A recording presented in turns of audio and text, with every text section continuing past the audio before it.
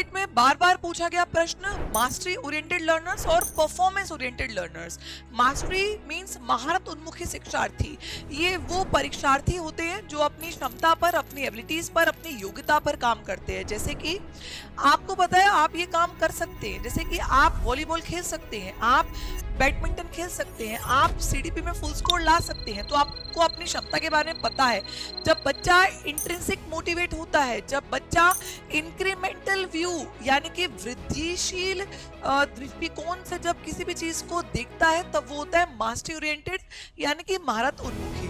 अब बात करूं दूसरे पॉइंट ऑफ व्यू की, यानी कि परफॉर्मेंस ओरिएंटेड, प्रदर्शन उन्मुखी। प्रदर्शन में आप दूसरों को दिखाने के लिए काम करते हैं। जैसे कि आपको क्लास में फर्स्ट आना है, चाहे आपको चीटिंग करके पास होना हो, चाहे आपको रट्टा मार के पास होना, लेकिन आपको क्लास में पास होना है। यहाँ पर आप बेसिकली एक्सट्रिंसिकली मोटिवेटेड है। आप दूसरे को दिखाने के लिए, किसी रिवॉर्ड के लिए या फिर किसी पनिशमेंट से बचने के लिए जब आप मोटिवेटेड होते हैं, तब आप उसको बोलते हैं परफॉर्मेंस ओरिएंटेड। यहाँ पर आपका जो व्यू होता है वो होता है एंटाइटी व्यू, यानी कि स्थिर दृष्टिकोण होता है।